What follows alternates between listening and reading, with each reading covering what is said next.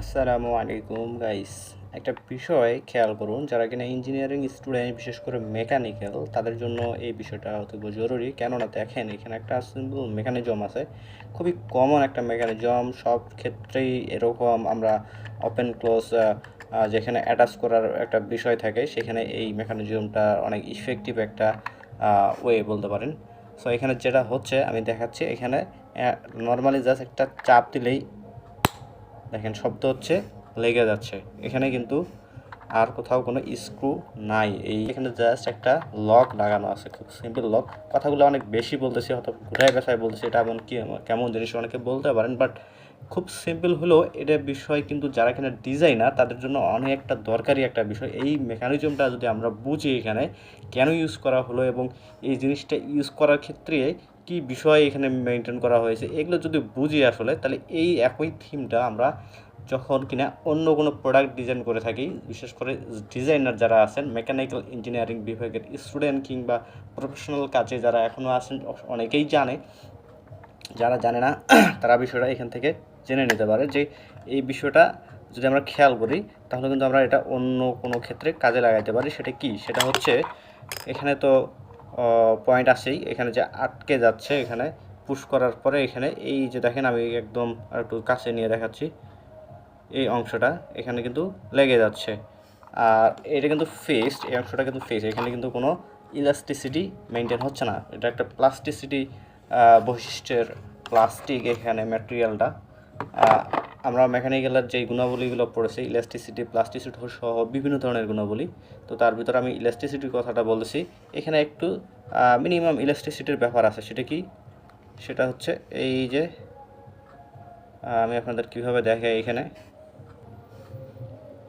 দেখেন, এখানে আমরা যখন লাগানোর পরে এই জায়গায় প্রেস করি, এই যে হালকা একটা মিনিমাম এখানে ইলাস্টিসিটি প্রপার্টিস মেনটেন করা হয়েছে, মিনিমাম পরিমাণ। এটার জন্য এখানে থিকনেসের বিষয় আছে, এখানে কতটুকু থিকনেস রাখলে পরে এই ইলাস্টিসিটিটা এখানে মেনটেন হবে, সেটা কিন্তু এই প্রোডাক্ট ডিজাইনারটা তার মাথায় থিঙ্ক করে নিয়ে তারপরে এটা কিন্তু অ্যাপ্লাই করেছে এবং সেই অনুযায়ী ফাইনালি এই প্রোডাক্টটা হাতে পেয়েছে। যদি এই থিকনেসটা এখানে যে বাইরের যেটা আমি প্রেস করতেছি, প্রেস করে দেখাইলাম, সেটা যদি বেশি থিকনেস হয়, তাহলে কিন্তু ইলাস্টিসিটিটা আর থাকবে না, তখন লাগানোটা খুব টাফ হবে এবং সেটাকে বের করতেও অনেক টাফ হবে। প্রেস করে ছেড়ে দিলে আবার পুনরায় ফিরে আসতেছে। এটা যদি আমরা এখানে মেনটেন না করি এবং এই অনুসারে ডিজাইন যদি না করি, এমতো অবস্থায় এটার আমরা এইখানে যে গ্যাপটা রাখা হয়েছে আমরা দেখতে পাচ্ছি, আমি একটু কলমটা নিয়ে দেখাই, এই যে দেখতে পাচ্ছি, এই যে গ্যাপটা, এই গ্যাপটার কথা বলছি আমি, এই যে গ্যাপটা, এই গ্যাপটা যদি মেনটেন না করা হয়, মানে এই যে থিকনেস, এই থিকনেসটা যদি বেশি হয়ে যায় আরও 5 মিলি বা 6-7 মিলি, তাহলে কিন্তু এই যে প্রেস করতেছি আমি, এই যে প্রেস করতেছি, এই প্রেসটা করা যাইতো না, এই ইলাস্টিসিটিটা তখন মেনটেন হইতো না। যার কারণে এই যে লকটা, এই লকটা কিন্তু তখন এখানে লাগানো যাইতো না ইজিলি। জোর করে লাগানোর পর, অনেক ফোর্স দেওয়ার পরে এই আপনার লকটা, এই যে লক করা আছে এখানে, লগের যে বাড়তি দুটো অংশ লাগানো আছে, যেটা আমরা ডিজাইনে ওভারল্যাপ এখানে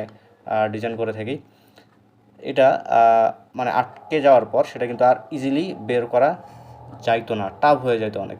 সো দেখেন, এখানে খুবই সিম্পল বিষয়, কিন্তু এই সিম্পল বিষয়টা আমরা যদি না বুঝে অ্যাপ্লাই করি বা এটা যদি প্রপারলি বুঝি, তাহলে আমরা একই ক্ষেত্রে এরকম ব্যাটারির কেস না, আরও বিভিন্ন জায়গায় যেখানে কিন্তু কভার স্বরূপ এই ধরনের লাগানোর প্রয়োজন হয়, অ্যাটাচ করার প্রয়োজন হয় এই ধরনের কভার টাইপের পার্টস, সেই ক্ষেত্রে আমরা কিন্তু এটা অ্যাপ্লাই করতে পারি। তাহলে কী হবে আমাদের? তাহলে আমাদের কস্ট সেভ হবে এক ধরনের। সেটা হতে পারে যে এখানে এটা যদি আমরা না থাকে, এই সিস্টেমটা অ্যাপ্লাই না করি, সেক্ষেত্রে হতে পারে যে স্ক্রুর প্রয়োজন হতে পারে, স্ক্রু বা আঠার প্রয়োজন হতে পারে। তো সেটার পরিবর্তে আমরা জাস্ট এই অংশটা মেনটেন করার মাধ্যমে স্ক্রু সহ অন্যান্য আরও কস্টগুলো কিন্তু আমরা বেঁচে যাচ্ছি।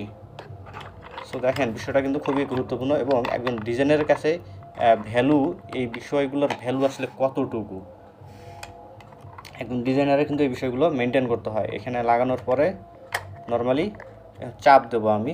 এখন যদি দেখেন, এই যে ওভারল্যাপের যে আবার পরিমাণ, এটাও কিন্তু একটা ফ্যাক্টর। এখানে কতটুকু ওভারল্যাপ রাখলে, ওভারল্যাপ সম্ভবত 2 মিলি রাখা হয়ে গেছে বা 1 মিলির মতো মনে হচ্ছে। যদি আরও বেশি করি, তাহলে কিন্তু ইলাস্টিসিটিটা এখানে মেনটেন করা খুব টাফ হবে। আমি প্রেস করে এখন মানে উপরে চাপ দিচ্ছি আমার 2 আঙ্গুল দিয়ে, চাপ দিয়ে আমি এখানে বসাই দিচ্ছি।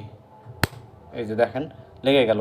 এই যে লাগানোর সময় এটা কিন্তু মানে স্লো মোশন করে দেখাইলে আপনারা বুঝতে পারতেন।